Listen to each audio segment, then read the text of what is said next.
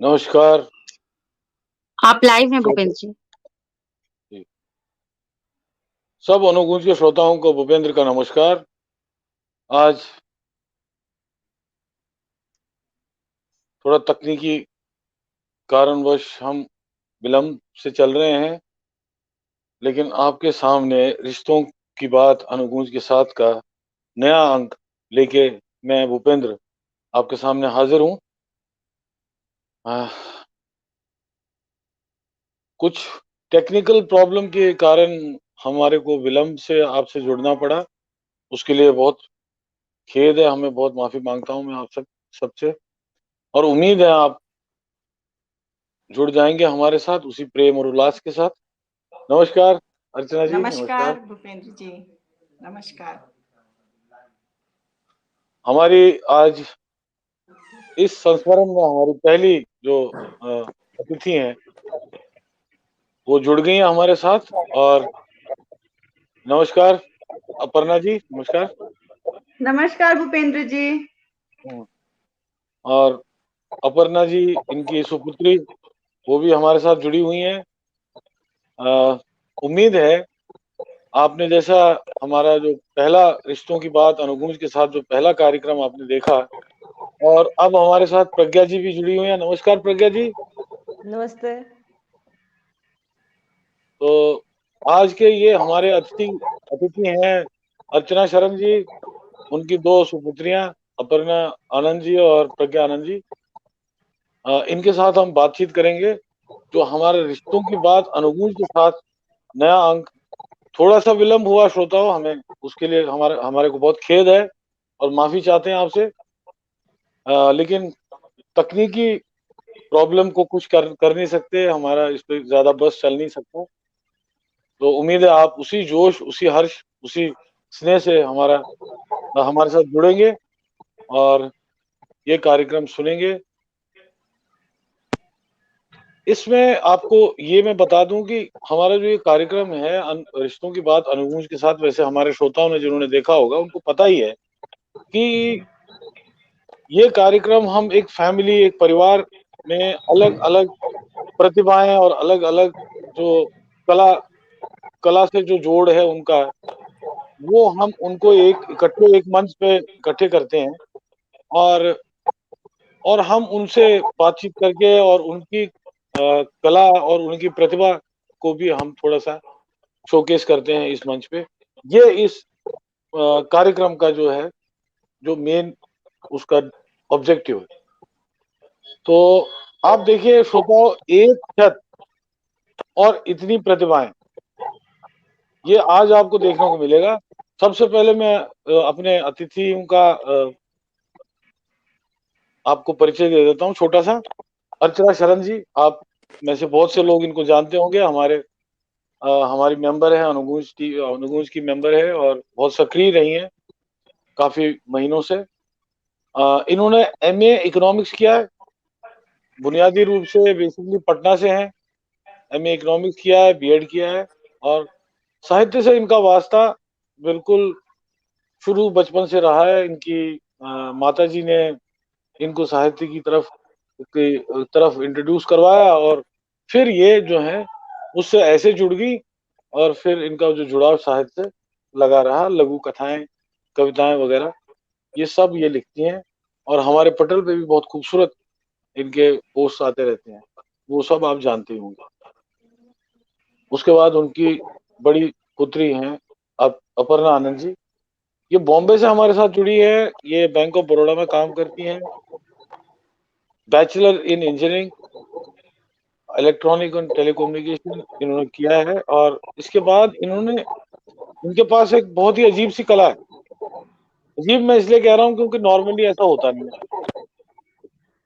ये लोकगीत बहुत अच्छे से गाती हैं, लोकगीत तो बहुत ही खूबसूरत गाती हैं। हमने क्रिसमस कैरल भी इनसे सुना है।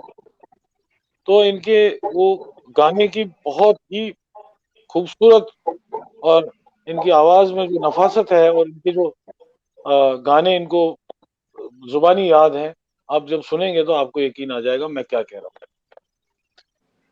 उसके बाद उनकी छोटी पुत्री अर्चना अर्चना जी की छोटी पुत्री प्रज्ञा आनंद जी।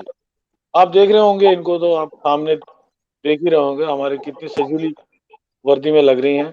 ये प्रेजेंटली ये एसीपी हैं चाणक्यपुरी में, और इन्होंने जेएनयू से एमए एमफिल किया हुआ है, और ये आज presently she is an ACP in Chanakyapuri police station. और जैसे हम देखते आए हैं, जैसे हम कहते हैं आमतौर पे एक रेफरेन बनता है कि कंधे से कंधा मिला के लड़कियां और विमेन जो है वो हमारे देश में मर्दों के साथ, मैं तो कहता हूं कि कंधे से कंधा मिलाने की कोई जरूरत आवश्यकता नहीं है। एक कदम आगे ही है। जो काम करती हैं लड़कियां और जो काम करती हैं औरतें, उसमें इतनी डेडिकेशन और इतनी डिटर्मिनेशन आपने भी देखी होगी, और इतना फिनिश होता है कि वो हमारे को एक नया आयाम देता है उस काम को। चाहे वो किसी भी रूप में काम करती हो, इंजीनियर हो, डॉक्टर्स हो, जैसे पुलिस विभाग में हो, तो एक नया आयाम देता है, एक नई स्फूर्ति देता है और नई सिनर्जी देता है। शुरुआत में अर्चना जी से करूंगा।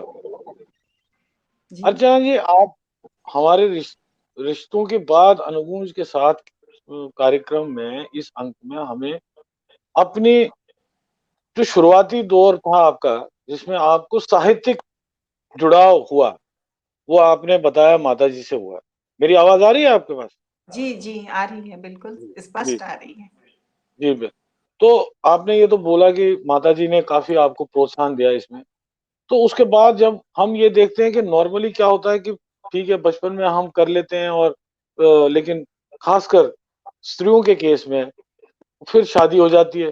तो फिर शादी होने के बाद एक वो समय आता है जब पारिवारिक जिम्मेदारियां बढ़ जाती हैं। अब हम उसमें नहीं जा रहे, हम आपके सफर के साथ रहेंगे कि आपने जो सफर किया उसके बाद आपने लाजमी तौर पे आपने थोड़ा सा ब्रेक लिया होगा, बच्चे, घर का काम, जिम्मेदारी और ये सब। उसके बाद जब इस कला का रिवाइवल हुआ, तो उसके जी बारे में थोड़ा सा हमें और श्रोताओं को बताइए, वो जी कैसे हुआ। बचपन से मेरी साहित्य में अभिरुचि रही, और ये मैं अपनी माँ को दिया हुआ मानती हूँ कि उनकी देन है। न्यूज़पेपर पढ़ने से लेके अच्छी अच्छी उपन्यास, हम लोगों का जन्मदिन भी अगर होता था ना, तो माँ हम लोगों को पुस्तक ही भेंट स्वरूप देती थी। जी और जी, मैं बहुत खुशकिस्मत रही कि मेरी शादी भी अच्छे घर में हुई, और मेरी जो मैंने इन लॉज हुए, सास ससुर को भी पढ़ने का शौक, हस्बैंड को भी पढ़ने का शौक रहा। और जी मेरे हिसाब से साहित्य या किसी भी कला के लिए अगर आपके अंदर अभिलाषा है, या आप उससे उसमें रचे बसे हुए हैं, तो वो सप्रेस नहीं होता है। वो बिल्कुल आपकी सही कहा। जिंदगी के साथ साथ चलता है, आप उसको अपने साथ साथ लेके चलते हैं, आपके व्यक्तित्व में झलकता है वो। और वो मेरे साथ रहा पढ़ने में, लिखने में। मैं छोटी छोटी कविताएं लिखती थी अपने बच्चों के जन्मदिन पे। उनको अगर जन्मदिन का आशीर्वाद भी देना होता था तो कुछ चार पंक्तियां लिख के भेजती थी। हम्म, तो इस प्रकार जी मेरी साहित्य की अभिरुचि चलती रही, और साथ साथ अनुगूंज मेरे जीवन में आया कोरोना वाले समय में। तो मैं लिखती तो थी, लेकिन किसी पटल पे मैं छपने को नहीं दे रही थी इसे। तो जी अब अनुगूंज एक ऐसा माध्यम, एक ऐसा जरिया बना जिसमें मेरी प्रतिभा को एक जगह मिली, एक स्थान मिला, और फिर एक नया सफर शुरू हुआ। तो अब इस सफर बहुत। में कुछ हैं जो मेरी कविताएं या रचनाएं पसंद कर रहे हैं, तो वो चाह रहे हैं कि मेरी पुस्तक छपे। तो उन्होंने मुझे कॉल भी किया है। तो देखिए ये सफर कहाँ तक जाता है। जी जी बहुत भूपेंद्र जी। खूब, जी बहुत खूब। आपको हमारी तरफ से बहुत शुभकामनाएं हैं कि आपकी किताब भी छपे और आगे भी आपका सफर ये जैसे अभी तक रहा है वैसे ही रहे, और बहुत स्वर्णिम पथ पे आप अग्रसर हों। ये हमारी शुभकामनाएं हैं आपके साथ, और होगा भी ऐसे ही, धन्यवाद। मुझे पूरी उम्मीद है। धन्यवाद। अब हम श्रोताओं, अब हम इनकी सुपुत्री जो हमारे सामने अपर्णा आनंद जी हैं, तो बॉम्बे से जुड़ी हैं, जैसे मैंने कहा आपको मुंबई उसको कहते हैं, क्योंकि जी हम इन भूपेंद्र बातों में जी। बड़े टची होते हैं। तो मुंबई कहना जरूरी है। तो वो बेसिकली तो वो इंजीनियरिंग बैकग्राउंड से हैं, बैंक में काम करती हैं। और लेकिन इन्होंने अपने नानी दादी से जो कहा, जो लोकगीत वगैरह सुने हैं, वो इन्होंने आज भी ये गाती हैं और बहुत सुरीले अंदाज में गाती हैं। मैंने तो सुना है इनका गाना। श्रोता आप भी सुनेंगे तो आप भी मेरे साथ मुत्तफिक होंगे कि ये कितना अच्छा गाती हैं। गला इनका कितना साफ है। और लोकगीतों में जो एक वो एक इनोसेंस होती है, एक बनावट नहीं होती उनमें, कॉस्मेटिसिज्म नहीं होता, वो आपको नजर आएगा अपर्णा जी के गाने में। अपर्णा जी, हमें ये बताइए, आपने वैसे तो दादी और नानी की कहानियां तो सब सुनते हैं और गीत गाने लोरियां वगैरह सब सुनते ही रहते हैं, लेकिन हम धीरे धीरे अपने काम में जब चले जाते हैं या काम काज पढ़ाई लिखाई में, तो धीरे धीरे सब भूल जाते हैं। अच्छा, मेरा अनुरोध है, कहीं से पीछे से आवाज आ रही है, तो अपर्णा आप, अर्चना जी और प्रज्ञा जी, अगर आप अपना माइक म्यूट पे कर दें अभी फिलहाल। जी, धन्यवाद, धन्यवाद। हाँ अपर्णा जी, तो हम ये बात कर रहे थे, हम भूल जाते हैं, अपने काम में लग जाते हैं, और फिर आपकी तो शादी भी हुई है, एक खूबसूरत बच्चा भी है आपके पास, तो वो सारी जिम्मेदारियों में ये आपने ये जो इसका रिवाइवल कैसे किया, और क्या आपके मन में था, ये आपसे बात करने। जी एक्चुअली अगर अपर्णा। मैं बचपन से स्टार्ट करूं, तो मैं बचपन से ही दादी की पूछ रही हूँ। दादी जहां जहां जाती थी मैं उनके पीछे पीछे जाती थी। तो हमारे कॉलोनी में कीर्तन भजन हुआ करता था। हर मंडे कीर्तन हुआ करता था। हर मंडे रोटेट होता था अलग अलग लोगों के घर। तो मैं दादी के जी साथ वहां जाया करती थी और दादी की जो दादी गाती थी मैं पीछे पीछे दोहराती थी। अब ये सब करने के चक्कर में दादी की जितनी सहेलियां थी, जितनी बूढ़ी दादी लोग थी, वो लोग मेरा बहुत हौसला अफजाई करते थे, बहुत मोटिवेट करते थे, बोलते थे अरे वाह तुम तो बहुत अच्छा गाती हो। और बचपन में अगर आप बच्चे को एक बात बार बार बोलो ना तो उसको बिलीव होने लगता है कि हाँ अरे चलो मैं तो अच्छा गा रही हूँ दादी के साथ। तो मुझे भी बहुत इंटरेस्ट आता था और दादी जहां जहां जाती थी, जिस शादी में गई, जिस बच्चे होने के फंक्शन में गई, मैं पीछे पीछे लटक के चली जाती थी और दादी के साथ वो सारे गीत दोहराते रहती थी। धीरे धीरे ये जो मेरा एक हैबिट डेवलप हो गया कि साथ में जो कोई गा रहा है, सामूहिक टाइप का जो गीत सब गाया जा रहा है, उसको तुरंत कैच कर लेना, तुरंत सुन सुन के याद कर लेना। वो सिर्फ फिर यहीं तक सीमित नहीं रहा, वो मैं स्कूल के क्वायर में भी गाने लगी। इनफैक्ट आज तक मैं अपने सोसाइटी में कैरल सिंगिंग होता है तो एज अ ग्रुप हम लोग कैरल्स गाते हैं। मतलब ये चीज जी, को I have taken forward and I enjoy a lot. अगर वेरी। कैरल सिंगिंग होता है तो मैं अपने बच्चों को भी साथ में ले जाती हूँ। जैसे मैंने बचपन में ये एक हैबिट इनकलकेट किया, वैसे ही उनको भी ये हैबिट इनकलकेट हो। तो ओवरऑल अभी एक बहुत बड़ा इंजॉयमेंट का माध्यम बन गया है जिसको मैं बहुत इंजॉय करती हूँ। और धीरे धीरे सब बहुत जगह लोग बुलाते भी हैं कि हाँ आओ। वर्चुअली ये पूरे साल तो लॉकडाउन में मैंने वर्चुअली कितने संगीत में गाना गाया है। अच्छा, बहुत खूब, बहुत खूब। जी जी, अभी आपसे गाना सुनेंगे और आपसे कैरोल्स भी सुनेंगे अभी कुछ देर में। बिल्कुल बिल्कुल बिल्कुल जी। इस बीच में हमारे साथ निशी सिंह जी जुड़ चुकी हैं, वो बहुत तारीफ कर रहे हैं। पूनम शर्मा जी जुड़ चुकी हैं। अरविंद शारदा जी का कमेंट मुझे नजर आ रहा है, बहुत सुंदर कार्यक्रम। और भी लोग, रेखा ड्रोलिया जी जुड़ चुकी हैं, सुंदर विचार, अति सुंदर व्यक्तित्व। निवेदिता श्रीवास्तव जी जुड़ चुकी हैं।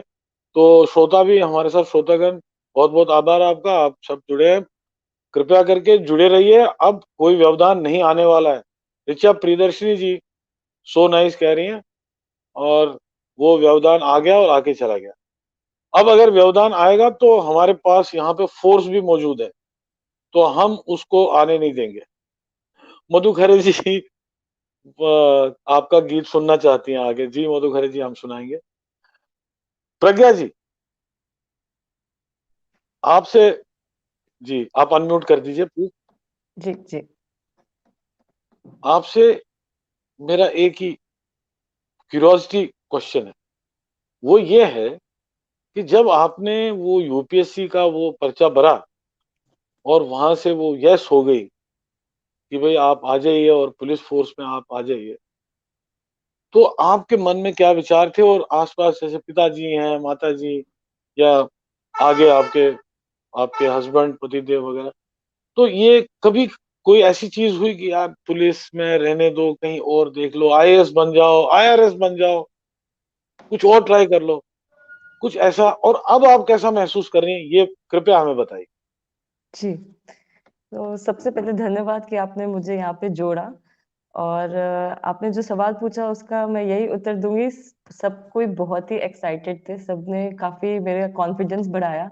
मैं भले ही 2 मिनट के लिए ज़रूर ये सोचा होगा कि पुलिस की नौकरी मैं कर पाऊँगी कि नहीं, पर ये ख़्याल मुझे नहीं लगता कि मेरे भाई-बहन के मन में कभी आया।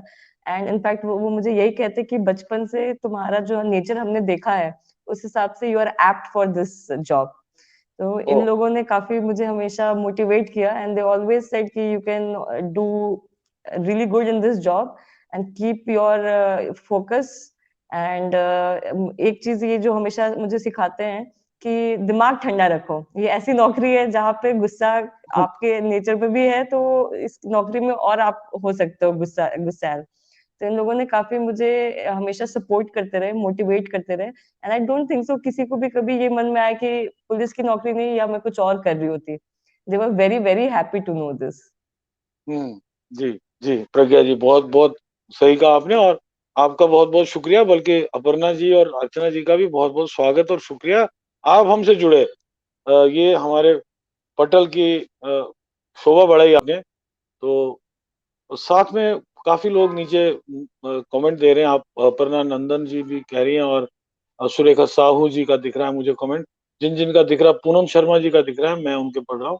लेकिन प्रज्ञा जी, आपसे फिर हम उनकी कविताएँ और गाना भी सुनेंगे। लेकिन आपसे एक बात मैं पूछना चाहता था, जो दरअसल ये वाली जो बात है वो इस कार्यक्रम के रूपरेखा से थोड़ी-सी बाहर है, लेकिन आप आई हैं तो बहुत इम्पोर्टेंट बात है, जो हमारे और श्रोताओं के लिए और मतलब हमारे एक अवेयरनेस के लिए बहुत ज़रूरी है। वो बात ये है कि आम आदमी को पुलिस से डर क्यों लगता है? पुलिस फ्रेंडली क्यों नहीं है हमारी हमारी सोसाइटी? मतलब जब भी पुलिस का नाम लेते हैं, तो ये एक डर होता है, अरे यार! वहाँ भगवान बचाए, हमें पुलिस, थाने, कचहरी इनसे। तो पुलिस, जबकि हमको पता है, हमें इतनी अवेयरनेस है हम में कि पुलिस इज़ अ एड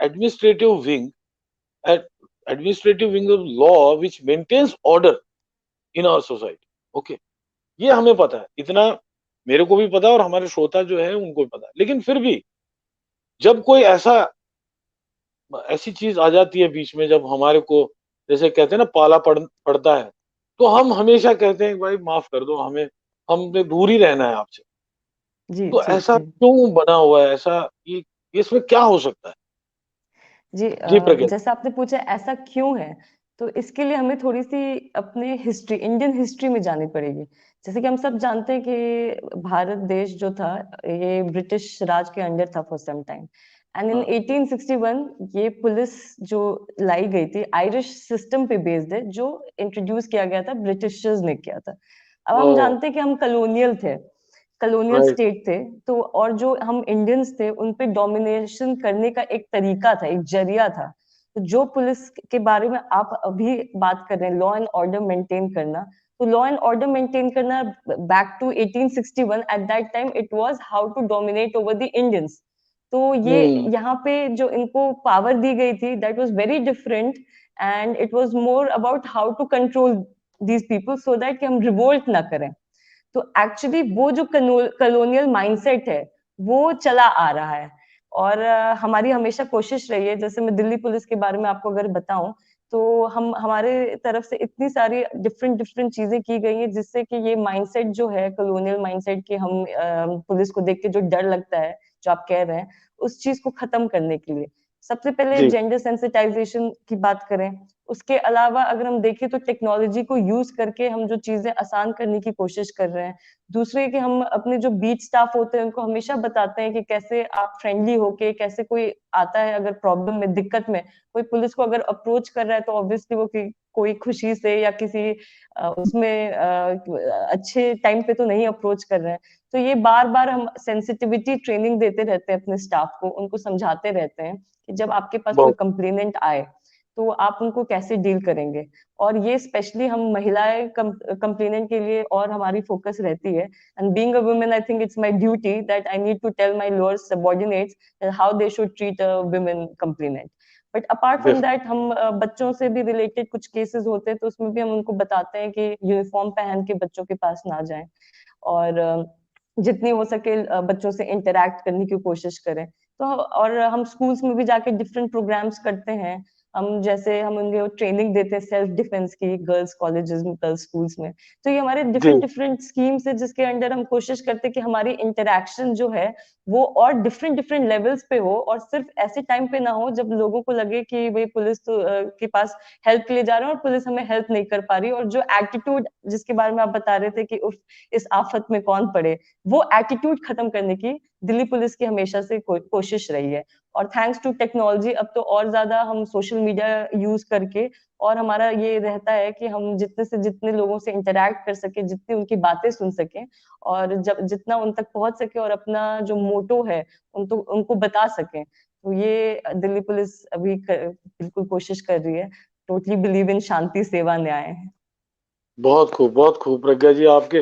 देखिए, ये सवाल मैंने पहले ही बोला था, ये शायद this question is out of the ambit of this program, of the format of this program, but I had to ask this क्योंकि ये बहुत जरूरी था, और हमारे श्रोता भी बहुत इसकी आपके जो आपने जो पूरा विस्तार पूर्वक जो आपने जवाब दिया, बहुत तारीफ कर रहे हैं, और उनको मुझे लगता है कि कुछ कहीं कोई वेंट, कहीं कोई विंडो खुल रही है। मेरी तो खैर खुल गई, लेकिन इसमें एक चीज मैं और ऐड करता हूँ, फिर मैं वापस अर्चना जी और अपर्णा जी पे आता हूँ कि जब हम छोटे थे, या कहीं और भी हमारे भाई बंद थे हमारे छोटे, तो कोई शरारत करता था, कहते थे वो हमारे यहाँ आते भी थे, हमारे एक अंकल मूछे रख के वो थे, बहुत उनकी मूछे रौबदार थी, कहते वो आएंगे ले जाएंगे खाने पे, तो शरारत मत करो।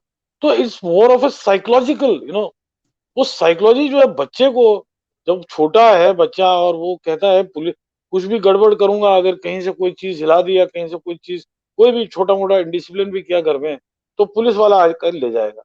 तो डीप रूटेड है, एक तो आपने सही कहा वो कॉलोनियल सेटअप, और दूसरा अगर हम सोशल सामाजिक परिप्रेक्ष्य में देखें तो बड़ा डीप रूटेड साइकोलॉजिकल ये है कि नहीं नहीं, पुलिस वाले तो उठा के बंद कर देते हैं। तो खैर हम आगे इस पे बात करेंगे आपसे फिर दूसरे राउंड में। नो, बट आई अभी एम रियली लकी, मेरी बहन ऐसा नहीं करती, तो एटलीस्ट मेरे नीस एंड नेफ्यू वो नहीं डरेंगे। वो बात तो है। देखिए, अब तो काफी जमाना चेंज हुआ है। अब आप देख रहे हैं हमारे बचपन से लेके आज तक तो फर्क आना ही चाहिए था। लेकिन मैंने एक बात जो मैंने नोट की अपने बचपन में, और खैर हम जब बड़े भी हुए तो, लेकिन हमने भी अपने बच्चों के साथ कभी ये नहीं किया कि ऐसे मत करो, वो हो जाएगा और भूत आ जाएगा या पुलिस वाला आ जाएगा। तो पुलिस वाले की एक संज्ञा जो है वो एक भूत के साथ रिलेट की जाती थी जब हम पालते थे। खैर हम आगे आगे बढ़ते हैं, आपको गाने सुनाते हैं और उसके कविता भी पहले सुनाते मैं क्षमा मांगूंगी, मुझे थोड़ा सा, बिकॉज आई एम इन हैं। The office, so I need to take your leave sir. So I अच्छा, होप, कोई बात। मुझे मुझे बहुत अच्छा लगा यहाँ पे जुड़ के आपसे बातें करके, एंड आई एम होपिंग बहुत कि बहुत किसी और दिन भी हमें मौका मिले जुड़ने का। जी एंड जी, जो हम भी यहाँ आपको सुन रहे हैं और जितने लोग हम लोगों से जुड़े हैं, आप सभी से मैं कहना चाहूंगी कि मेरा ऑफिस चाणक्यपुरी में है, यू आर मोस्ट वेलकम। काम ना भी हो तो भी आप मिलने आ सकते हैं बेझिझक। और बहुत अच्छा लगा आप लोगों के साथ जुड़ के जी। नमस्ते। जगह जी, आपको हम ये आप हमने डॉक्टर्स बुलाए यहाँ पे, और भी हमने प्रोफेशनल्स बुलाए, और एक डॉक्टर साहब का तो बिल्कुल इंटरव्यू होने से पहले ही कॉल आ गई, तो call of duty is first, that comes first. Thank तो आपका बहुत बहुत शुक्रिया, आप आई, बहुत आभार आपका। आप thank you so please much अपनी ड्यूटी कीजिए, जी। उसमें हम बाधा नहीं डाल सकते। बहुत शुक्रिया।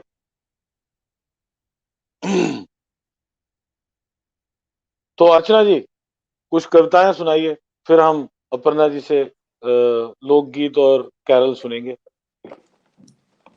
मेरी कविता है मेरे बच्चों और मेरी माँ से ही रिलेटेड, क्योंकि बचपन से सुनते आ रहे थे, कुछ भी हम लोग करते थे तो मेरी माँ कहती थी मुझे पता चल गया या मुझे मालूम है। तो लगता था कि कैसे माँ को मालूम हो जाता है, और वो कहती थी भगवान एक तीसरी आंख देता है माँ को। हाँ। तो ये कविता है माँ की तीसरी आंख। जी। बचपन की सारी शैतानियां माँ बखूबी भांप जाती, हमें विस्मय होता कैसे जान जाती हो माँ। मुस्कुराती, आंखें दिखाती, हमारे बाल सुलभ कौतूहल पर हंस कर कहती, माँ बनते ही ईश्वर तीसरी आंख उपहार स्वरूप माथे के पीछे लगा जाते हैं। वाह। बचपन का खुलापन, नादान बाल बुद्धि इसे सत्य समझता, हमारी खुराफाती बुद्धि पर अंकुश लगाता। ज्यों ज्यों किशोरावस्था पार कर वयस्क हुई, माँ की चतुराई भरी बातें समझ आती गई। कोई तीसरी आंख नहीं होती है माँ, क्यों बुद्धू बनाती रही ताउम्र पूरे बचपन।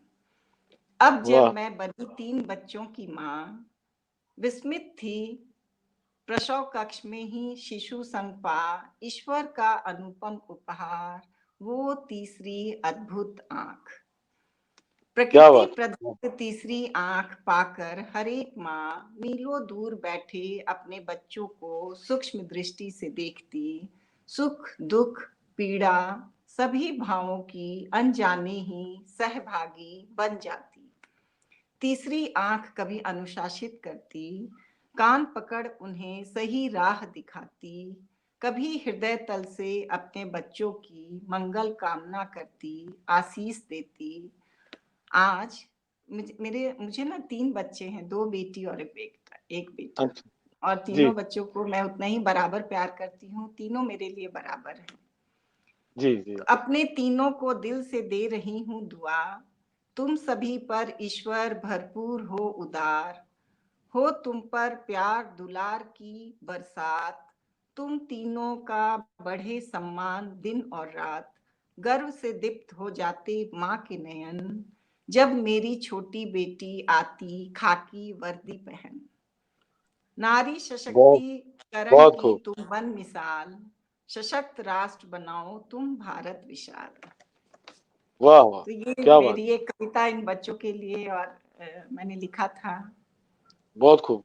बहुत पर्सनलाइज करके आपने, बहुत ही एक निजीकरण इसमें करके, और बहुत खूबसूरत जो बात कही है इसमें।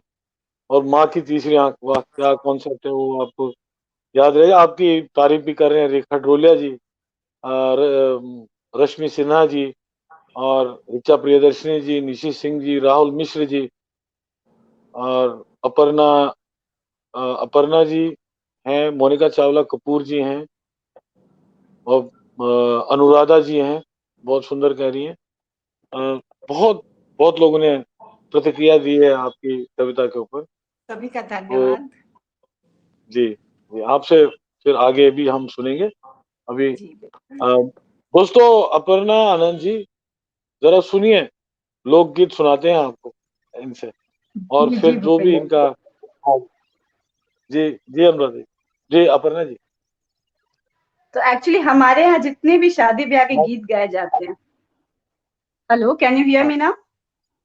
हमारे यहाँ हाँ, जितने भी नाउ नाउ शादी ब्याह जरूर। के गीत गाए जाते हैं, उसमें राम जी का जिक्र जरूर होता है, क्योंकि राम जी हमारे जी दामाद हैं।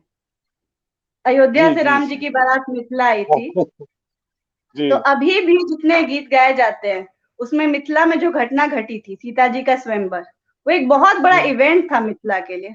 उसको आज जी तक गाया जाता है, सुनाया जाता है, और आज तक बारात जो है अयोध्या से विवाह पंचमी के दिन मिथिला आती है, और शादी ब्याह के सारे रस्म रिवाज को निभाया जाता है। तो वाह मैं वाह एक क्या गीत जो कि सीता जी के स्वयंवर से के बारे को दर्शाती है, वहां के लोग कितने एक्साइटेड थे स्वयंवर के लिए, कितने खुश थे, इस गाना से वो दर्शाया जाता है। जी। एक एक स्वागत है। पैराग्राफ इसका बहुत इंटरेस्टिंग है। जी लागल जनकपुर मेला, देखे के मोरा मनवा करेला। लागल जनकपुर मेला, देखे के मोरा मनवा करेला। राजा जनक जी कठिन प्रण ठान ले, राजा जनक जी कठिन प्रण ठान ले। शोर भइल चहुरा, देखे के मोरा मनवा करेला। शोर भइल चाहूरा देख के मोरा मनवा करेला, लागल जनकपुर मेला देख के मोरा मनवा करेला।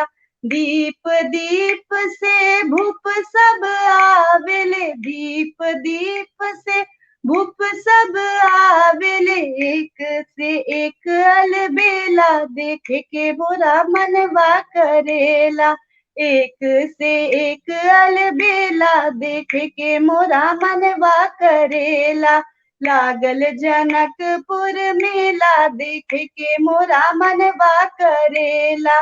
अवधपुरी से मुनि एक आवेले, अवधपुरी से मुनि एक आवेले, संगवा में अइले दुगो चेला देखे के मोरा मनवा करेला, संगवा में अइले दुगो चेला देख के मोरा मनवा करेला।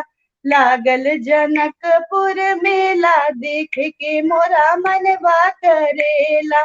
एक सावर एक गौर मनोहर, एक सावर एक गौर मनोहर, देखी देखी नैना जुड़ाला देख के मोरा मनवा करेला, देखी देखी नैना जुड़ाला देख के मोरा मनवा करेला। लागल जनकपुर मेला देख के मोरा मनवा करेला। चलू चलू सखिया हे नैना सुपल करूं, चलू चलू सखिया हे नैना सुपल करूं, पैसा लागे ना अधेला देख के मोरा मनवा करेला, पैसा लागे ना अधेला देख के मोरा मनवा करेला। लागल जनकपुर मेला देख के मोरा मनवा करेला, लागल जनकपुर मेला देख के मोरा मनवा करेला। बहुत खूब, बहुत खूब, बहुत सुंदर अपर्णा जी। आप समा बांध दिया, एक्सीलेंट। ये सारे कमेंट्स आपके आ रहे हैं बहुत। और रेखा ड्रोलिया जी ने तो यहाँ तक कह दिया कि मायके की याद दिला दी। अरे वाह। और हाँ, और बहुत विभोर हो गए, रश्मि सिन्हा जी लिख रही हैं। और उत्पल कांत जी बहुत तारीफ करे, उत्पल कांत मिश्र जी, राहुल मिश्र जी, उच्चारण और गाना और वॉइस की बहुत तारीफ। सब मतलब बहुत सारे कमेंट्स तो निकल गए हैं, मैं सॉरी मैं ले नहीं सकता हूँ पूरे। अपर्णा जी, अपर्णा सबको नंदन सबको जी, धन्यवाद। अनुराधा, बहुत सारे कमेंट्स और बहुत श्रोता बहुत खुश हुए। मधु खरे जी, निवेदिता श्रीवास्तव जी, ऋचा प्रियदर्शनी जी, सब बहुत आपको, सीमा मोहन जी बहुत सुंदर गीत गाया और समझ बांध दिया, मोनिका चावला कपूर, रश्मि सिन्हा जी, ये सब आपका गाना इन्होंने बहुत, इनको आनंदित हुए ये आपका गाना सुन के। और हम तो पता नहीं कहाँ पहुंच गए थे, ट्रांस में चले गए थे। बहुत खूबसूरत एक्चुअली गाना। ऐसा more than a dozen, there more than like lakhs of songs जिसमें राम जी सीता जी का वेडिंग डिपिक्ट किया है, कैसे जनक जी ने तैयारी की उनकी वेडिंग की, इसको डिपिक्ट किया गया है। सब सीता जी के पॉइंट ऑफ व्यू से जितने गाने हैं, क्योंकि हम लोग बेटी देने वाले हैं बिहार से, तो सारे गाने जो हैं ये राम जी के अयोध्या से बारात कैसे आती है उसको लेकर हैं, बाकी कैसे सारे विवाह के जितने भी रीति रिवाज है वो होते हैं उनको लेकर हैं। तो बहुत ही कुछ तो गाने बहुत मजेदार भी हैं जिसमें ताना मारा जाता है, गाली दिया जाता है, जो कि अब शामिल हो चुका है शादी के गीतों में, ताना मारना, गाली देना, वो भी बहुत मजेदार है। तो आपकी अगर अनुमति हो तो एक वैसा गीत सुनाओ। हाँ हाँ जरूर, आपने तो आप सुना दीजिए। लेकिन ये मैं आपको इसमें एक और बात कह दूं, इसमें जो आपने कहा गीत तो हमारे लाखों हैं, करोड़ों हैं, हमारी पूरी जो हमारे तो जन्म से लेके मरण तक तो संगीत ही होता है। हर एक संस्कृति में, हर एक समुदाय में, हर एक प्रांत में। मगर वो अपर्णा जी, वो गाना भी होता है, गाना भी पड़ता है उसको अच्छे से, जो आपने किया है। आप सुनाइए, स्वागत है। दुल्हा सुंदर अंग पनबो नहीं, आगे माई दुल्हा सुंदर मुख पनबो नहीं, आए रानी कौशल्या को लाजो नहीं, आए रानी कौशल्या को राजो नहीं, आगे माई दुल्हा सुंदर आंख कजरो नहीं, आगे माई दुल्हा सुंदर आंख कजरो नहीं, आए रानी कैकई को लाजो नहीं, आए रानी कैकई को लाजो नहीं, आगे मई दुल्हा सुंदर अंग चदरो नहीं, आगे मई दुल्हा सुंदर अंग चदरो नहीं, आए रानी सुमित्रा को लाजो नहीं, आए रानी सुमित्रा को लाजो नहीं, आगे माई दुल्हा सुंदर मुख पनबो नहीं, आए रानी कौशल्या को लाजो नहीं, आए रानी कौशल्या को लाजो नहीं। बहुत ही खूब। ये तो बहुत ये जो गाना आपने गाया, खैर मैं तो समझ तो आती है हमारे को भी, भोजपुरी में था ना, तो करेक्ट करेक्ट। जी समझ तो आती है, लेकिन हाँ कहीं कहीं कोई वर्ड वो निकल जाता है।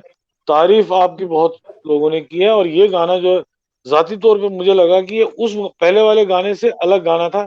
थोड़ा इसमें डेप्थ, वो डीप आवाज की आपने निकाली, डीप आवाज, और बहुत खूबसूरत आपने आवाज निकाली। मधु खरे जी कह रही हैं हमारी मामी लोग भी बिहारी गीत शादियों में, और याद दिला दिया आपने उनको अपने वहां। जब ये मधु खरे जी आपको वर्जीनिया से कमेंट कर रही हैं, अभी प्रेजेंटली वंडरफुल। वर्जीनिया में। ये हाँ, ये मैं बता दूं, लेकिन हाँ इनके रूट्स बिहार में हैं, तो इनको वहां की याद आ गई। तो आपका गाना सुन के ऋचा प्रियदर्शनी जी, उत्पल कांत मिश्र जी ने कुछ मैं पढ़ नहीं पाया, माफ कीजिएगा, मेरे वो कमेंट बहुत जल्दी निकल जाते हैं, और उन्होंने आपकी मतलब भोजपुरी भाषा में लिखा था, जो अपने हमर लेख पढ़ सके चीता गैर गीत सुनाओ, ऐसा कुछ लिखा है उन्होंने। चीता गैर गीत सुनाओ, चीता गैर गीत, ये उत्पल कांत मिश्र जी लिख रहे हैं। तो आपको अगर तैयार है तो आप नेक्स्ट सत्र में आप सुना दीजिएगा। बिल्कुल बिल्कुल। तो जो सोहर गाना आता है, सोहर सुना दो। हाँ अच्छा, ना वो उनकी फरमाइश, अब देखिए फरमाइश आने लगी है आप, नहीं समझ में बहुत। रहे, तुम सोहर सुना दो और चैपल सुना दो। हाँ अभी अभी अभी सुनेंगे अपर्णा जी आपसे, तो थोड़ा सा बात करें। श्रोताओ, आप आनंदित हो रहे हो इनके गाने का, ऐसा लग रहा है कि इनका गाना हम सुनते रहे और पूरी रात भी कम पड़ जाएगी, लेकिन जैसा प्रोग्राम का जैसा फॉर्मेट होता है, वो भी हमको आगे बढ़ाना। इनसे हम और भी बातें करेंगे, और अर्चना जी से भी बात करेंगे। अर्चना जी, आप दोनों से, अपर्णा जी आपसे भी, पहले अर्चना जी से एक इनका रिएक्शन लेंगे, फिर आपसे लेंगे। एक हम बात सुनते हैं हमेशा समाज में, परिवारों में, हमारी डोमेस्टिकेशन में ये बात बहुत चलती है, जनरेशन गैप, कि जी आज की जनरेशन ये और आज की जनरेशन वो। अब श्रोताओ यहाँ ये देख लीजिए, अपर्णा जी हैं, ये एक यंग हाउसवाइफ है, अभी उम्र ज्यादा नहीं है, आज की जनरेशन की है, और गाना याद दिलाता है हमें अपने पिछले सांस्कृतिक मूल्यों का। तो मुझे ये इनसे ये पूछना है, आपसे अर्चना जी आपसे भी और अपर्णा जी आपसे भी, जो माँ होती है, कल तक वो बेटी होती है, फिर वो माँ बन जाती है, तो जनरेशन गैप आया कहाँ से, है क्या चीज ये इस पे आप कुछ, मतलब हम कहते हैं नहीं हमारी जनरेशन अलग थी और आज की जनरेशन अलग है, आजकल ये नहीं है, आजकल वो नहीं है। तो अगर एक स्त्री का हम खास कर, क्योंकि हमारे सामने आप दो स्त्रियां हैं, तो हम स्त्री का ही एक सिंबल लेते हैं। चलिए छोड़िए मर्द का, उसका तो आना, इस धरती पे आना और ना आना एक ही बात। मैं ये कह रहा हूँ, नहीं वो मजाक में कहा था मैंने, कोई बुरा ना माने। पुरुष का भी बहुत योगदान है और जरूरी है दोनों। मैं ये कह रहा हूं कि कल तक जो लड़की पुत्री है वही माँ बन जाती है, तो फिर हमें ऐसा क्यों लगता है कि भाई ये तो, वो भी बच्चे पालती है, वो भी उनको शिक्षा देती है, शिक्षा दीक्षा और मूल्य और जो भी एक माँ का फर्ज होता है वो सब कुछ देती है। तो फिर ये जनरेशन गैप और जनरेशन शिफ्ट, क्या ये सिर्फ ऊपरी आवरण से है कि आज की माँ अगर जीन्स पहनती है, ट्राउजर्स पहनती है, और हमारी जो पहले माएँ थी या हमारी दादियाँ थी या जो भी थे, उनका आवरण अलग था, उनका पहनावा अलग था, या जुबान का फर्क है? क्या है ये आखिरकार? ये है भी कि नहीं है? अर्चना जी। जी, ये जनरेशन गैप तो युगों से आ रहा है। मेरी दादी जो थी वो मेरी माँ नहीं बनी, जो मेरी माँ बनी वो हम नहीं हुए। लेकिन हम लोगों के बाद का जो जनरेशन अभी है उसमें एक बहुत जाइंट लीप है, और एक टेक्नोलॉजी से रिलेटेड है, मोबाइल है, नेट माने इंटरनेट है या जो कह लीजिए। और जी। बहुत हद तक आज पढ़ाई के लिए या पैसे अर्न करने के लिए बच्चे दूर शहर में जाते हैं या विदेश जाते हैं। लेकिन जी। उसका एक बेनिफिट भी है कि मतलब वर्चुअल मीटिंग है, नेटवर्क के थ्रू, इंटरनेट के थ्रू हम लोग वर्चुअल मीटिंग रेगुलर कर सकते हैं। और बच्चे तो आपका पीछे नहीं ना मुड़ के देखेंगे, हम लोगों को आगे बढ़ के इन लोगों अडेप्ट करना होगा। जो न्यू जनरेशन का मतलब जो अभी प्रक्रिया चल रही है उसको हम लोगों को एक्सेप्ट करना होगा, हम लोगों को बिल्कुल। अडेप्ट करना होगा। हम लोगों को न्यू टेक्नोलॉजी से रिलेटेड बातें समझनी होगी, सीखनी होगी, हम लोगों को इन लोग के साथ चलना होगा। ये पीछे मुड़ के अब नहीं मुड़ सकते हैं। जो अब जी। समाज की या जो भी साइंस टेक्नोलॉजी जो भी आगे इन लोग को बहुत आगे लेके जा रहा है। तो जनरेशन गैप तो हर एक युग में है और ये बुरी बात जी। नहीं है, लेकिन रिश्ते अपनी जगह हैं, रिश्तों की महक अपनी जगह है। ये अगर जनरेशन गैप में ये अगर बड़ों का सम्मान करना बंद कर दे या बड़ों के साथ मिले जुले नहीं या उनको जब जरूरत हो उनके लिए नहीं खड़े हों तो गलत बात है। और बाकी तो मुझे तो लगता है ये गैप बिल्कुल सही है। दुनिया कहाँ से कहाँ, चांद और मंगल की बात जब हम कर रहे हैं तो गैप तो जायंट लीप आएगा ही। हम्म। जी जी बिल्कुल सही कहा आपने। जी भूपेंद्र जी जी। बिल्कुल सही कहा।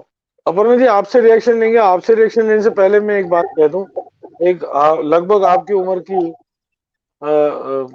एक महिला से हमारी बातचीत हुई एक दिन, तो उनके मुंह से भी निकल गया आजकल के बच्चे। मैंने कहा आप तो खुद छोटी लग रही हो उम्र में, तो आप क्या बोल रहे हो? बोले नहीं नहीं, आप समझे नहीं, ये जो 9th 10th क्लास में जो पढ़ती, शी मेंट बाय बच्चे, she meant young adults. Correct. तो ये आजकल के बच्चे तो मैंने कहा वहां भी एक माइक्रो लेवल पे वहां भी एक जनरेशन शिफ्ट है। तो इसके बारे में आप जरा कुछ बताइए। मैं तो बिलीव करती हूँ कि आजकल 5 इयर्स, हर 5 इयर्स में एक शिफ्ट ऑफ जनरेशन हो जाता है एंड इट टेक्स अ जी। Lot to catch up with them. बहुत जी। डिफिकल्ट है। बट इसका ये मतलब नहीं होता है कि पुराने जनरेशन के वैल्यूज का या फिर उन लोगों के टिप्स एंड ट्रिक्स का हम लोगों को कद्र नहीं है। वो हमेशा से रिक्वायर्ड है हम लोगों को। मुझे अभी एक बात याद आ रही है बचपन से। मेरी दादी हमेशा मम्मी को कहा करती थी कि अरे, मेरी शादी के जस्ट पहले तक मुझे कोई भी दाल पहचान में नहीं आता था। मेरे को सब दाल बराबर लगता था, मूंग मसूर उड़द सब। तो वो बोलती थी ये क्या करेगी, अपना किचन कैसे चलाएगी, इसको कोई दाल पहचान में नहीं आता है। पर मम्मी कहती थी कि जब इसका अपना किचन होगा, अपने बच्चे होंगे तो ये खुद सब समझ जाएगी। तो अब जी। जब बिग बास्केट या किसी भी ऑनलाइन शॉप से ऑर्डर करना पड़ता तो नाम पढ़ के तो ऑर्डर हो ही जाता और पता भी चल जाता है कि ये कौन सा दाल है। और धीरे धीरे अब सब कुछ समझ में भी आने लगा है। जब अपने बच्चे होते हैं, जब अपना परिवार होता है तो सब समझ में आ जाता है और मम्मी की जितने दिया हुआ ज्ञान है सब याद आता है। और हर कदम कदम पे मम्मी की मार्गदर्शन का रिक्वायरमेंट होता है, उस टाइम पे बहुत जरूरत होता है। और तब अनुभव होता है कि हमारे पेरेंट्स ने, हमारी मम्मी ने हमारे लिए कितने सारे सैक्रिफाइसेस किए और हमें कितनी अच्छी जिंदगी दी है। कभी भी हमारे और हमारे भाई में कोई भेदभाव नहीं किया। हम लोगों ने बचपन से जो चाहा वो पाया है, जैसा जो मन किया वो किया है। और हुनर में भी, गुण में भी बचपन से इतना कुछ देखा है मम्मी को करते हुए। अब पोएम्स लिखना तो एक चीज है, कभी वो टाई एंड डाई कर रही है, कभी कढ़ाई कर रही है, कभी ब्लॉक प्रिंटिंग कर रही है। कितना चादर, कितना कुशन कवर्स बना बना के कॉलेज तक इसने मेरे पास भेजा है। तो मुझे भी लगता है कि मैं अपनी माँ जैसी एक अच्छी माँ बन पाऊं, इनफैक्ट 50% भी बन पाऊं तो that would be more than enough. मैं भी अपने बच्चों को वो प्यार दे पाऊं जो इसने मुझे दिया है। जी जी, बहुत खूब, बहुत खूब, बहुत बहुत सुंदर आपने इसका जनरेशन शिफ्ट का और ये कहा। लेकिन इसमें आप दूसरा एक पहलू है जो हम बिल्कुल, जो हम हमारा जो कला बेस्ड, जो हमारा जो कला पे और बेस्ड है ये रिश्तों की बात। अगर जैसे अभी माताश्री ने कहा कि वो मेरी किताब के लिए जोर डाल रहे हैं, और ये आपको पता है कि ये बहुत ही इसके लिए बहुत मेहनत, कठिन परिश्रम करना पड़ता है, और उनको काफी सारी चीजें, कविताएं लिखनी पड़ेंगी, शायद लिखी भी होंगी और भी लिखनी पड़ेंगी, कुछ लघु कथाएं, और कंसंट्रेशन, और फिर एक एक रैंडम, एक सबसे पहला थॉट लेना अपनी फैमिली से, वो हमेशा हर चीज में होता है। जैसे आपने गाना गाया तो आप पहला थॉट अपने पतिदेव से लेंगी, या अपने घर में किसी से भी लेंगी कि कैसा गाया हमने, बताओ जरा। तो ये first correct. Thought is always very important. तो इसमें आप कोई ऐसा बता सकते हैं कि जब अर्चना जी लिखती थी और आपको सुनाती थी, या दूसरी हमारी प्रज्ञा जी को सुनाती थी, या आपके बच्चों को सुनाती, तो आपका रिएक्शन क्या होता? कोई भी हम इनकी लोग लिखी हुई चीज। शुरू से हम लोग पढ़ के बहुत हैप्पी होते थे, क्योंकि मम्मी की हिंदी इतनी क्लिष्ट थी। थोड़ा मेहनत भी लगता था क्योंकि समझ में भी बहुत कुछ नहीं आता था। तो मम्मी को ही बोलते थे कि आप ही समझाओ कि आपने क्या लिखा है। लेकिन उसका जो मीनिंग निकल के आता था, जो मम्मी बात लिखती थी, मतलब we have always been very proud of her. और मैं ही नहीं, आई वुड लाइक टू से कि मतलब आज तक मेरे जितने फ्रेंड्स हैं सब मम्मी के फ्रेंड्स हैं, और all of them are really proud of her. सब मुझे बोलते हैं कि आंटी कितना अच्छा लिखती है, और सब मम्मी से मिलना चाहता है, मम्मी से सब डायरेक्ट कांटेक्ट में रहते हैं। तो आई हैव, मतलब I have always felt proud of हर। मतलब बहुत लगता है कि काश मतलब इसके लायक, ऐसी मम्मी के लायक हम लोग बेटी बन पाए। बहुत खूब, ये तो आपने सही कहा, ये हमने भी देखा इनका। हिंदी में तो इनका इतना वो ज्यादा, मतलब इनका कैनवस इतना खुला हुआ है कि कभी कभी हम भी पूछ लेते हैं कि बताइए कैसा है, कौन से शब्द का क्या पर्यायवाची होगा, समानार्थक होगा, और शी इज वेरी काइंड। अच्छा अर्चना जी, जी। अर्चना जी, आप ये जैसे अभी अपर्णा है, अपर्णा हमारे सामने बैठी हैं, तो इन्होंने देखिए, इन्होंने अपने एज के हिसाब से, अपने जो इनका जो आवरण है उसके हिसाब से, इनका जो शौक है गाना, वो भी लोकगीत, और वो भी बहुत पुराने, जो लोकगीत तो खैर होते ही पुराने हैं, सदियों से, पीढ़ियों से, पीढ़ी दर पीढ़ी चलते आ रहे हैं। तो आपका क्या रिएक्शन होता है जब आपकी अपर्णा जी, आपकी बच्ची हैं, सुपुत्री हैं, जब वो आपके सामने या किसी भी कहीं पे किसी मजमे में गाती हैं, या कुछ ऐसा होता है, तो आपका रिएक्शन? और बचपन से जब इनको, देखिए आवाज तो एक दिन में तो आती नहीं है, तो कैसा लगता था आपको जब ये पहले भी गाती थी स्कूल टाइम में, या ऐसा, तो आपका क्या रिएक्शन होता था? जी, मुझे बहुत बहुत ही खुशी होती है कि ये एक तो लोकगीत से जुड़ी है, तो और भी बहुत अच्छा लगता है। और ये इंग्लिश गाना भी उतने ही अच्छे से गाती है, कैरल उतने ही अच्छे से गाती है। और सबसे ज़्यादा खुशी मुझे होती है कि अगर कैरल भी गाने जाती है ये क्रिसमस टाइम में, तो साथ में अपने बच्चों को लेके जाती है। जैसे ये अपने अंदर पनपने दी है अपनी दादी के साथ, नानी के साथ रह के, ज़्यादा तो दादी ही के साथ। और इसकी बुआ लोग भी बहुत अच्छा गाती थी, तो और इसके फादर भी बहुत अच्छा गाते थे।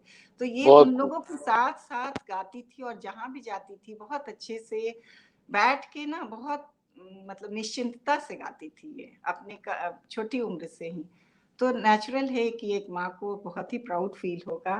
और ईश्वर की कृपा रही है कि मेरा बेटा भी बहुत अच्छा गाता है, और वो नहीं नहीं, बैंड से भी नेचुरल लगा नहीं है। हुआ है। सॉरी सॉरी, आपको रोक रहा हूँ। नेचुरल नहीं है। हमने कई ऐसी जगह, यही तो, इसीलिए तो सवाल रखा गया है, और प्रोग्राम का जो मेन मुद्दा ही यही है कई जगह तो ऐसे होता है, भाई क्यों गाना गा रहे हो, पढ़ाई में ध्यान दो। मैं बचपन की बात करता हूँ, और ऐसे मत करो और कोई और चीज करो। लड़के को बोला जाता है क्रिकेट मत खेलो, और ये मतलब बैडमिंटन मत खेलो। और हम आज देख रहे हैं कि कितने क्रिकेट प्लेयर्स और बैडमिंटन प्लेयर्स, कितने अच्छा फ्यूचर है उनका। तो ये तो हमारे घरों से ही प्रॉब्लम शुरू होती हैं। जब जी आपने भी जी। सुना होगा, आपकी भी सखियां हम्म। सहेलियां, हमारे भी दोस्त हैं कि यार मैं ना एकदम पेंटिंग बहुत अच्छी करता था, फिर छूट गया। तो कार्यक्रम का जो मेन फोकस ही इसी पे है। नहीं, और ये ये गाती थी, साथ में हम लोग बढ़ावा भी देते थे। हाँ, ये ये शाम होते इसकी दादी एक हारमोनियम लेके खुद बैठती थी और इन बच्चों को भी अच्छा। बोलती थी भजन गाने। तो एक दो भजन मेरे यहाँ शुरू में कोशिश की जाती थी, बाद में तो धीरे धीरे सारे हॉस्टल निकल गए, फिर ये बंद जी, हो गया। लेकिन वो कोशिश करती थी कि बच्चे उनके साथ भजन गाएं शाम में। जैसे बारिश का मौसम है, अगर बारिश हो रही है ना, तो वो फिर मल्हार गाएंगी, बारिश का गीत वाह, गाएंगी, बच्चे भी उनके क्या बात, साथ गाएंगे। तो क्या बात। और मेरे हस्बैंड भी बहुत अच्छा गीत गाते थे, बहुत अच्छा गाना गाते थे। तो इंग्लिश और हिंदी दोनों गाना का और लोकगीत तीनों तरह के, ये इसके से आप कैरल सुनिएगा, ये क्रिसमस का कैरल ये इतना अभी बढ़िया है। अभी अभी सुनेंगे, इनको जाने नहीं देंगे तब तक। अभी अभी सुनेंगे। पहले आपसे एक आपकी कविता सुनते हैं, फिर इनसे कैरल, क्योंकि अभी हमारे पास कुछ 10 एक मिनट रह गए, 10-12 मिनट रह गए। और जी आपकी एक और कविता सुनेंगे, फिर अपर्णा जी से हम और ये गाने गाने सुनेंगे और गाएंगे। ये कोरोना जी, टाइम में ही हमने लिखा था, और ये नया साल आ रहा था, तब नए साल के लिए ही लिखा था। जी, छोटी सी कविता है। जी। मंजिलों को आखिर झुकना पड़ेगा हमारी जिद के आगे, वाह, मुश्किलों को आखिर रुकना पड़ेगा हमारी जिद के आगे। बात बन ही जाती है इंसान की हिम्मत हौसले के आगे। बस उम्मीदों की लौ बुझने न पाए बहती हवा के रुख के आगे। नई क्या बात। खुशहाली लेकर आया, नई खुशहाली लेकर आया नव वर्ष इस साल में आगे। फिक्र में जमे थे जज्बात के आंसू, जो पिघल कर चमकेंगे वैक्सीन के आगे। वैक्सीन तो अब आने वाला है और मार्च तक जी, हम जी, लोगों को जी, मिल भी जी, जाएगा। तो जी, सही जी, में आंसू ही आने वाली बात है, खुशी की आंसू आएगी। खुशी है। घर जी, का मौज भाने लगा था, घर का मौज भाने लगा था, अब तो शहर की चमक और दुकान के आगे। मंजर जी, सुहाना दिखता है हर एक बार बारिश के आगे। सफर तय करना हो जाता है आसान खुशनुमा राह के आगे। बस क्या बात, इतनी छोटी क्या सी बात। लिखी थी, बहुत समय बहुत का खूबसूरत, अभाव बहुत भी है। खूबसूरत। नहीं, नहीं, बहुत खूबसूरत। आपने बहुत इंस्पिरेशनल और बहुत, इसमें बहुत मोटिवेशन है। और आगे आने वाला समय हम सबके लिए बड़ा अच्छा, होपफुल और बहुत खुशियों वाला होगा। हमने काफी सह लिया, अब जितना सहना था अब हम नहीं सहेंगे। अब हम सिर्फ और सिर्फ खुशियां होनी चाहिए और गाने होने चाहिए, वो भी अपर्णा जी के। अपर्णा जी, सुनाइए कोई क्रिसमस कैरल। जी बिल्कुल, जी बिल्कुल। उससे पहले मधु खरे जी का मुझे लगता है एक रिक्वेस्ट था सोहर के लिए। If you permit I can हाँ, सिंग दैट सोहर फर्स्ट। हाँ। हाँ, हाँ, sure, sure, most welcome, most welcome, जुग मोस्ट जुग वेलकम। जिए सुललनवा भवनवा के भाग जागल हो। जुग जुग जिए सुललनवा भवनवा के भाग जागल हो। ललना लाल होइए कुलवा के दीपक मनवा में आस लागल हो। ललना लाल होइए कुलवा के दीपक मनवा में आस लागल हो। आज के दिन वा सुहावन रतिया लुभावन हो। आज के दिन वा सुहावन रतिया लुभावन हो। ललना दीदिया के होरिला जन्म ले होरिलवा बड़ा सुंदर हो। ललना दीदिया के होरिला जन्म ले होरिलवा बड़ा सुंदर हो। अखियां ते हवे जैसे बाबूजी के नकिया है माई के हो।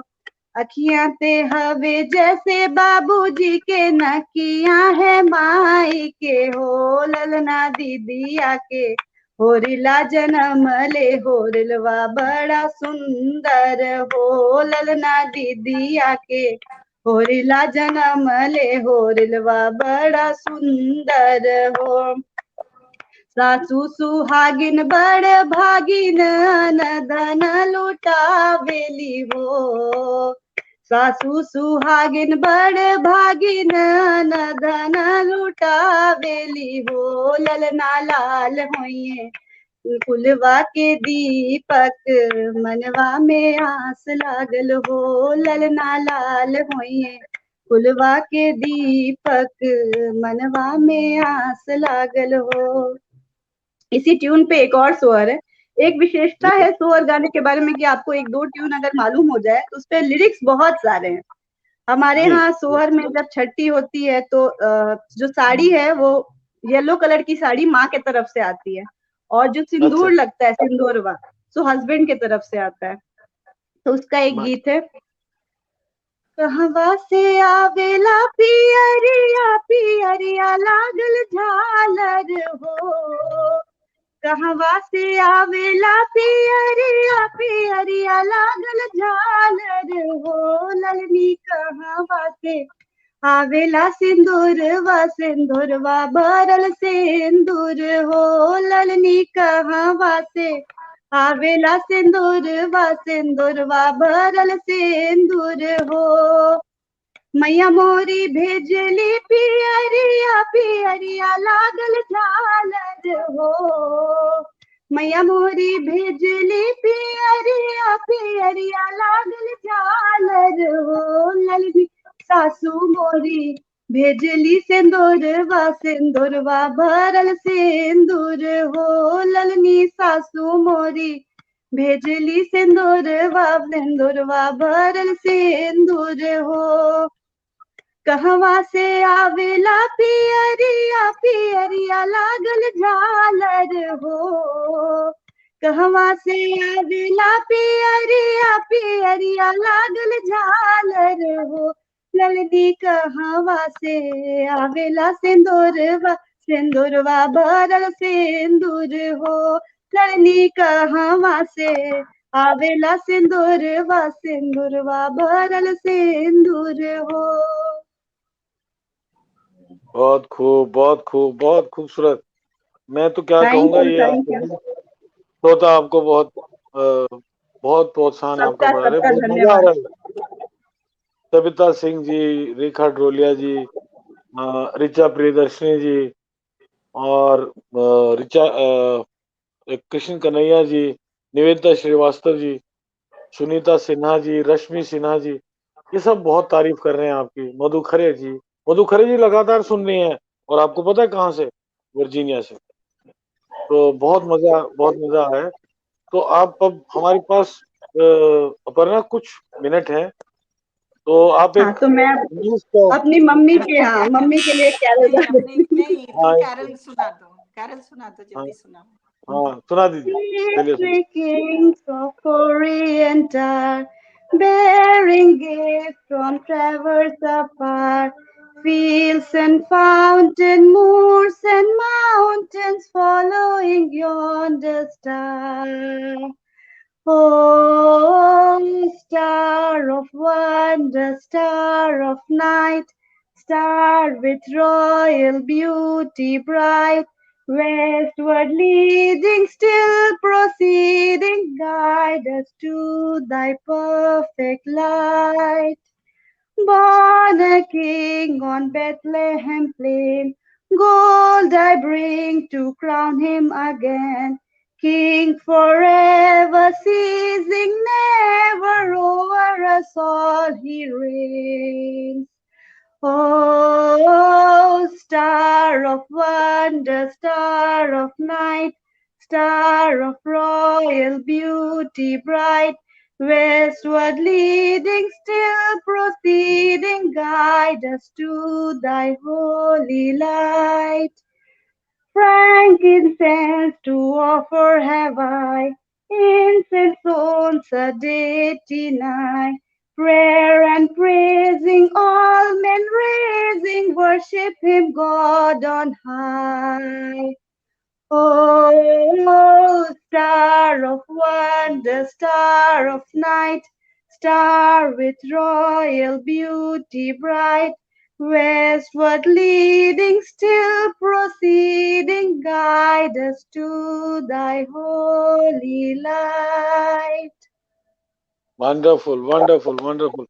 देखिए कितना थैंक यू। खूबसूरत ब्लेंड आपने जो किया, मिश्रण जिसको हम कहते हैं। और वो लोग हमारे सुनने वाले श्रोता हम नीचे से कह रहे हैं, नीचे आप प्रियदर्शनी जी कह रही है beautiful amalgamation of east and west with many emojis, love emoji she sending you. और निवेदिता श्रीवास्तव जी कह रही हैं कि हाँ, मधु खरे जी कह रहे हैं बिहारी गीत and now caroling, what a super combo. और निवेदिता श्रीवास्तव जी कह रही हैं कि आपने हमें स्कूल के, you reminded me of my convent days, convent school, we used to sing this on Christmas. तो दिस इज ब्यूटीफुल। आपने बहुत सुंदर, आपका गला भी बहुत सुंदर है और आपके इंटेंट भी बहुत सुंदर है।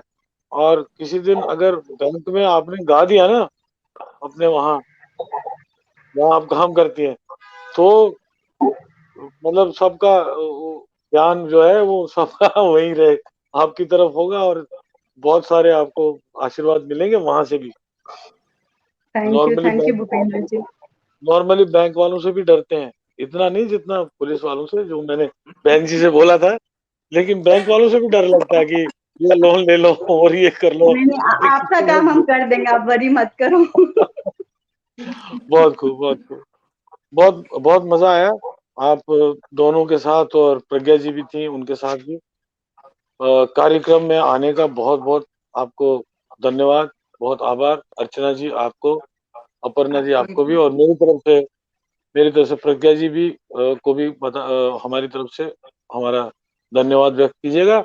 श्रोताओं, आप हमारे साथ रहे और इस कार्यक्रम में आपने गाने, जो हमारे जो मिट्टी से जुड़े हुए गाने, लोकगीत, और फिर इन्होंने इंग्लिश कैरल भी सुनाया, तो आपको भी बड़ा आनंद आया और आप हमारे साथ जुड़े, इसका आपका बहुत बहुत आभार, बहुत शुक्रिया। इसी तरह से हमारे नए अंक जो अगले महीने की 10 तारीख होगा, रिश्तों की बात अनुगूंज के साथ, कृपया हमारा प्रोत्साहन और हमको बढ़ाइए और इतना ही स्नेह दीजिए जितना आज आज आपने दिया और पहले से देते आए, आगे भी देंगे। बहुत शुक्रिया आपका। नमस्कार। Thank you Bhupendra ji. Thank you. नमस्कार। नमस्कार।